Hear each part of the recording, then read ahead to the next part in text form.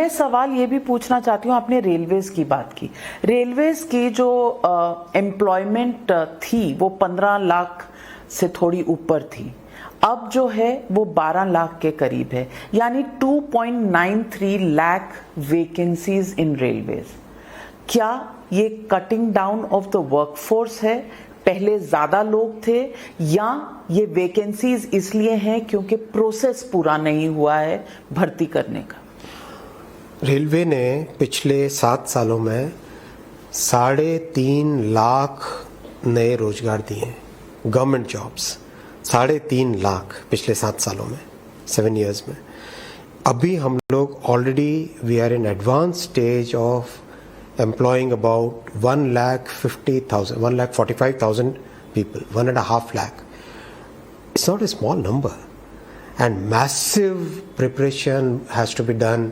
Imagine more than 1 crore applicants, almost कितनी 14 languages में exam लेना, देश में कितने सारे सेंटर, और उसको flawlessly करना, कहीं पे भी कोई इश्यू नहीं आए. These are big tasks. But the team under Prime Minister's leadership, we are working with complete meticulous attention to every detail. और 1.5 लाख लोगों को रेलवे में अकेले में एम्प्लॉयमेंट मिलेगा. ये केवल रेलवे का डायरेक्ट एम्प्लॉयमेंट. इंडस्ट्री जिस तरह से रेलवे के साथ जुड़ी है, रेल परिवार 12 लाख 15 लाख का नहीं है, रेल परिवार 1 करोड़ से ज़्यादा लोगों का है, जो हर एक वेंडर रेलवे स्टेशन पे काम करता है. चाय की दुकान वाला, मैगजीन की दुकान वाला, आपके ट्रैवल एक्सेसरीज देने वाला, पार्किंग एरिया को मैनेज करने का, हर एक जितने भी मैन्युफैक्चरिंग होती है उसमें हर एक पार्ट का supplier. It's a large ecosystem, and that ecosystem is today growing at almost 13-14% per annum. So you go and talk to the people who are manufacturing railway equipment. आप जाके देखिए, उनसे बात करके देखिए. तो आप कह रहे हैं बढ़ रही हैं. ये 3 लाख वैकेंसीज का टारगेट क्या है, कब तक ये पूरा प्रोसेस पूरा होगा? कंटिन्यूस प्रोसेस है. रेलवे में हर साल करीब 30,000 के आसपास लोग रिटायर होते हैं. अभी का जो एवरेज चल रहा है, हम लोगों ने अभी एम्प्लॉयमेंट दिया है करीब on an average against this we have given employment of about 45,000 per annum, 42,000 per annum. Exact number मैं आपको बता सकता हूँ. 42,000 पर एनम का ऑन एन एवरेज एम्प्लॉयमेंट दिया है.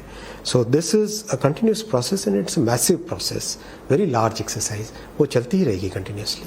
रेलवेज में मैं एक और सवाल पूछना चाहती हूँ कि हर साल कहीं ना कहीं पब्लिक प्रॉपर्टी डैमेज में रेलवेज को एक बड़ा सा बिल थामना पड़ता है. और अगर मैं बताऊं पिछले 3 सालों में मुझे लगता है पहले साल में 150 करोड़, फिर 900 करोड़, और अब इस वक्त करीब 50 करोड़ का कुछ डैमेज है रेलवेज प्रॉपर्टी का. आई वांट टू नो, क्योंकि protests end up in damaging public goods that are made out of tax payers money. I want to ask you, is there a policy that is proposed to take action against those? क्या bulldozers और bulldozer बाबा का जिस तरह bulldozer चल रहा है उस तरह का कोई प्लान है? क्योंकि deterrent for damaging public property हम क्या इस्तेमाल करें? 3 elements to this question. पहला, training of our RPF people.